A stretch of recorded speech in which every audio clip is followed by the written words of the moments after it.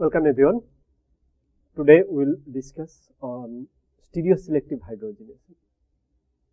We would like to specifically go about the molecule where we can get the stereocenters and then how the hydrogenation reaction can be utilized to generate different stereocenters.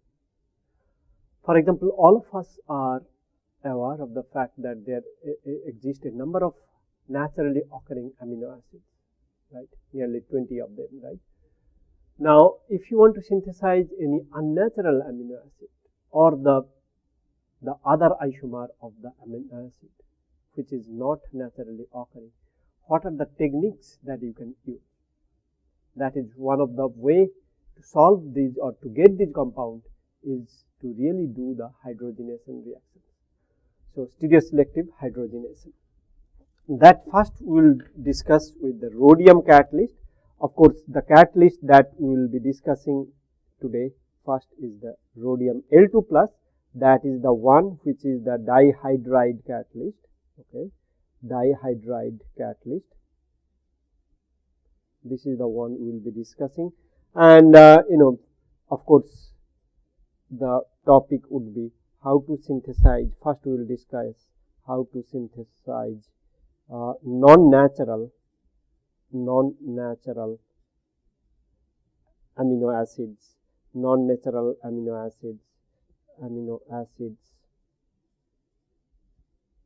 by hydrogenation, asymmetric hydrogenation. Okay, there exist a number of important molecules.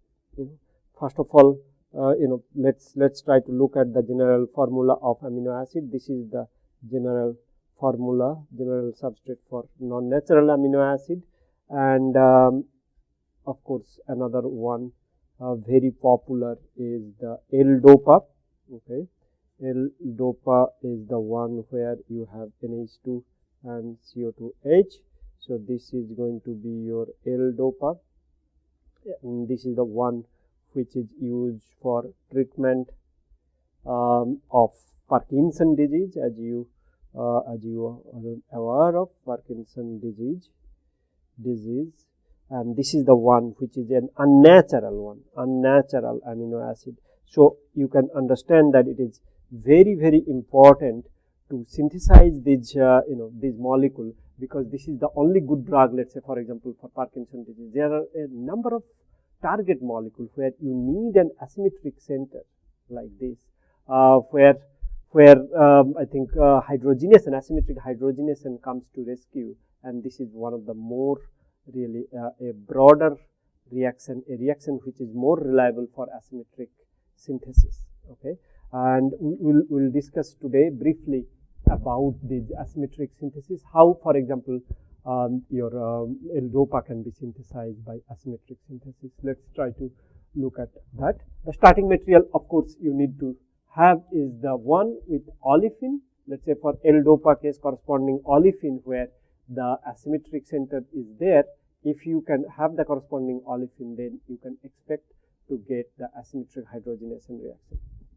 Let's try to draw this overall this substrate where these are protected maybe, and then you get the double bond. This is the precursor, and you need perhaps NHCOMe, because these are the one which will be important. Both these groups will be important for high enantioselectivity, important for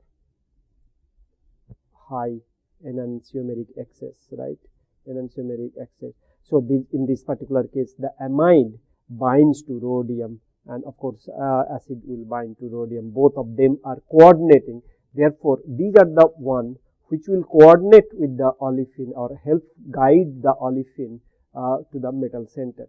Overall, if you have a asymmetric catalyst, so there is no center which will direct whether R or S product will be forming at the center.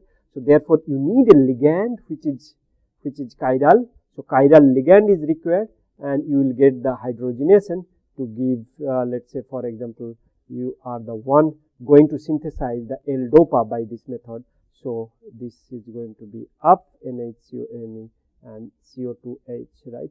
Now, for particularly for this case, you get 94% EE with a phosphine ligand. This L2 you can have, like, previously we have seen two different triphenyl phosphine was there as L2. You can have one substrate, let's say for example this ethylene phosphine, diphosphine, ethylene diphosphine, where one of the group is aryl group, another is phenyl, then again another group will be the aryl group, another is phenyl.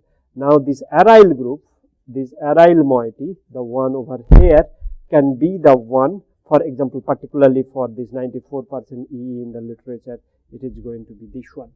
So why one thing, as you can see in this example, that the corresponding olefin is taken along with a bicoordinating auxiliary which will coordinate or which will help direct the olefin to the metal center, but there is no asymmetric induction in the substrate itself. So you start with an achiral substrate, or there is no chiral center in the substrate. You need the stereo induction in the form of the ligand. Now the ligand is going to be very important for the rhodium. As you know, for Stokes-Osborn's catalyst specifically, it is a bis coordinating ligand. In this particular case, we have this ethylene diphosphine ligand, okay, the DPPE type of ligand, diphenyl phosphine ethane ligand, where the phosphine is substituted by two phenyl ring. One is going to be your aryl ring, another is going to be the simple phenyl ring. This is a chiral or pure enantiomeric excess will be there, completely chiral ligand. In this particular case, we know that this aryl group is going to be the one which is orthomethoxy one, and this gives very good EE up to 94% EE. 94% means the ratio is basically 94:2, right? No, sorry, this is 94% EE. That means it is 97:3. So this product is 97 and the other product is 3. Overall you get the 94% EE. So the one up, this group is up is 97% and the 3% you get where this is below. Now this is a very good EE which is acceptable. Another thing which is important, that this phosphines has the rotation inversion barrier nearly 30 kcal per mole. This phosphine has inversion barrier 30 kcal per mole. This inversion barrier is good enough to get this product in pure form, but inversion barrier, right? But if you get the corresponding amine, for example, nitrogen over there, this will not give you enantio pure this diamine, because the inversion barrier is so little that you will not be able to get for the nitrogen. If these two are nitrogen, you will not be able to get the compound in enantio pure form. Okay. So what we have learned right now is very simply, if you have a diphosphine ligand, okay, this diphosphine ligand can have the chiral center, okay, at both the phosphine centers, and therefore it can be acting as a bidentate chelate for the rhodium, for example, for Stokes-Osborn catalyst, which is the origin of stereoselectivity in your hydrogenation reaction. Now, if you take, for example, any olefin where you can potentially generate the stereo center, then you can expect by having suitable R group or aryl group on the phosphine, you can get a decent enantiomeric excess. In this particular case, we have seen the dopamine L-dopa synthesis or precursor for L-dopa synthesis, which is the corresponding olefin we start with, and we get very good EE such as 94% EE. Another substrate we can briefly discuss is of the sweetener, aspartame. That is again the corresponding starting material is required, and for example, aspartame, as you may know, is the one where we have this CO2Me over here and CO further NH2 over there, CO2H. Now this is aspartame. This is artificial aspartame, right? This is artificial sweetener, right? Now, you can get for synthesizing this, you can have a precursor where you have this, the coordinating unit is your this CO2-OMe unit along with this COMe unit.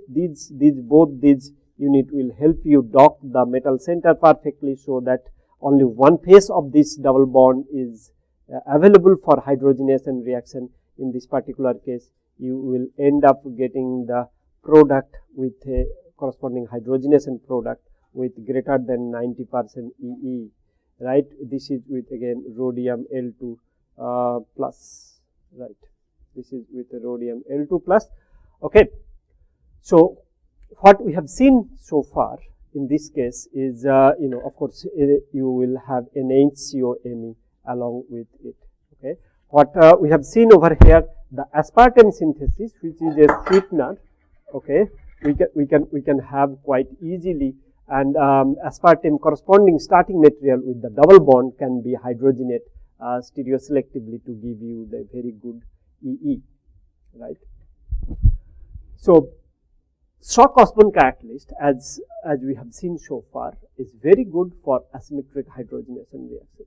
Indeed, industrially, a number of hydrogenation reactions are done with the Stock-Osborne catalyst.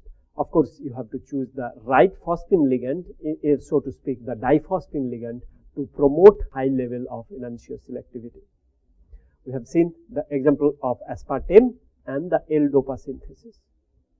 Now, we will see if how you have a directed stereoselective hydrogenation reaction. Okay. Next topic briefly we will discuss directed stereoselective hydrogenation reactions.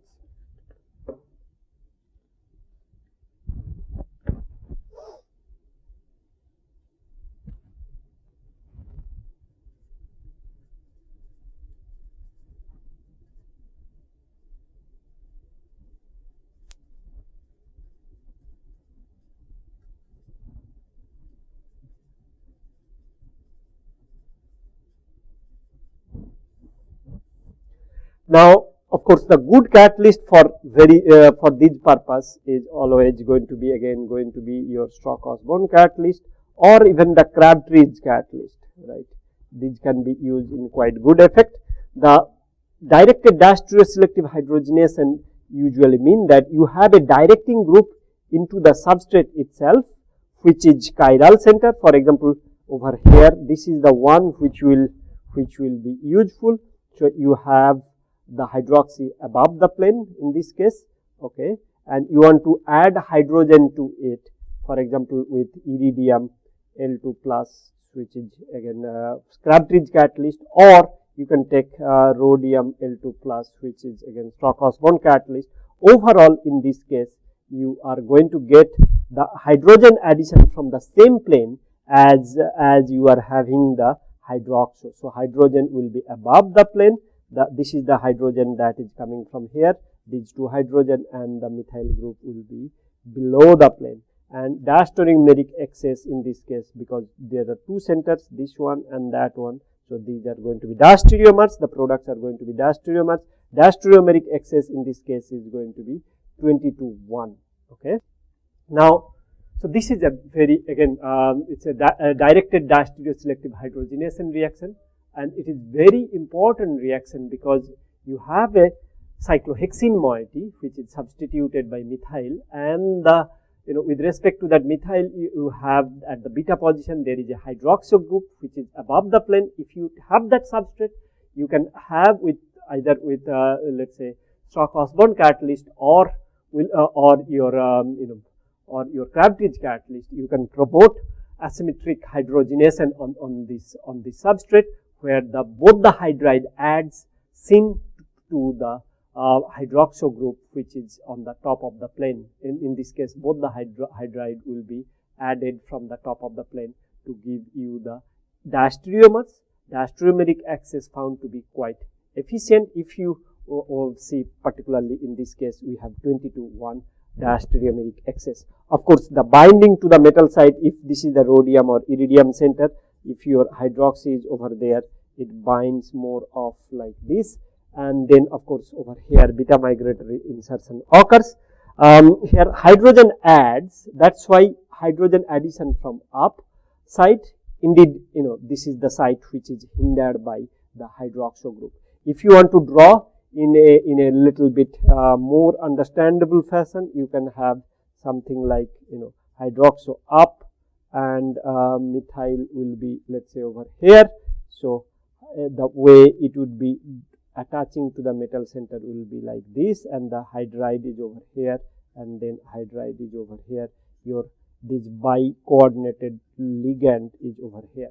So in this model, as you can see, hydride has only one way to add, that is from the top phase. So the same phase where the hydroxy is there, the same phase the olefin will be hydrogenated. So both the hydride will be coming from the top phase.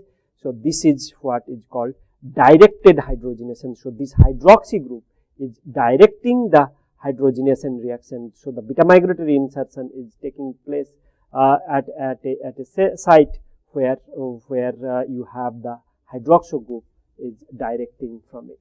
In this particular example, we have seen that a hydroxy group is directing the hydrogenation reaction, and we are getting a particular product.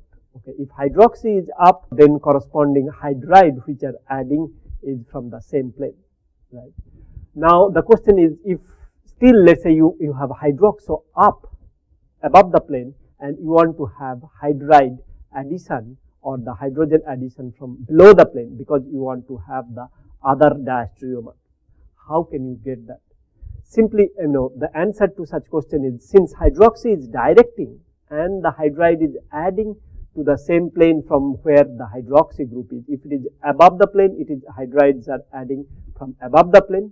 If it is below the plane, hydrides are adding from the below the plane. So to prevent that, if you convert the hydroxy group into the corresponding alkoxy or some bulky OR group, then it is more of a steric hindrance from that side, and therefore of course it will not be that much coordinating, therefore the directing ability will be somewhat lost and acting as a more of a steric hindrance. Since let's say if the OR group is, instead of hydroxo we have a OR group and that is on the top, now the hydride addition will be from the bottom side. Let's draw that one. Okay. So to generate the other isomer,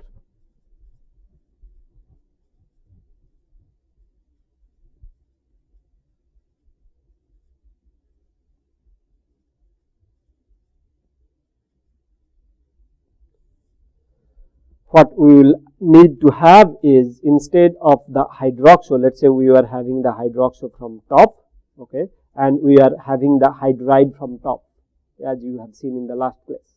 Now what you need to have is a protecting group, OPG, of course still hydroxo on the top, O protecting group. If you have that, now what you have is, this is a bulky group, okay. So this is bulky, therefore not useful for directed reaction. And let's say, of course, what the protecting group could be, you could have silyl protection, silyl tert-butyl diphenyl protection and so on, of course, and then you can have the hydrogen gas, let's say for example Wilkinson catalyst you can use. Now instead of methyl below, you have the methyl up, because hydrogen addition is going on from the below side. So hydrogen from the below, just opposite to what you have seen in the last class. Okay, so this is not directed anymore. This is not non-directed. Okay, non-directed hydrogenation you get. Of course, rhodium and iridium are good for directed one, and Wilkinson catalyst for the non-directed one. So what in these two examples, what we have seen, that in the last example, as you remember, in the last case we have the hydroxo which is directing, and therefore methyl is coming down and hydride is coming up. So hydroxo up, the hydride up, methyl down.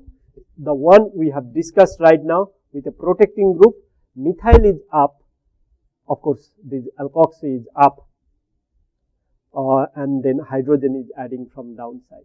So what in these two cases we have seen in the first place, hydroxy is acting as a directing group, okay, and therefore from the same plane where the hydroxo is, so the one we have drawn hydroxy is from the top plane, so the hydride addition happen from the same plane, as we have also shown by the drawing, that how the hydride is adding from the same plane, and therefore both the hydride will be above the plane and methyl is going to be the below the plane. But in the next place, when hydroxo group is now protected with a protecting group such as the silyl protection with a bulky substituent on the silyl group, then what we have seen is it is no longer a directing group, it is more of a acting as a steric bulk, and therefore if it is on the steric bulk is on the top, and then the hydrogen addition will be from the downside or the below side, and therefore methyl is coming at the top side. And there, as you see, this is the way you can get both the diastereomer as you may need, and for the one with the protecting group, your simple Wilkinson catalyst is going to be the best one, and actually it is the cheapest one among the Strock-Osborne and the iridium catalyst, that is the Crabtree catalyst. But of course, for the directing group, directing group assisted hydrogenation one, you have Strock-Osborne catalyst or the Crabtree catalyst as the best one. Okay, we will stop here today. Okay, I hope you will keep reading more about this from various books, and well, till then you keep studying. We'll see you in the next class. Thank you.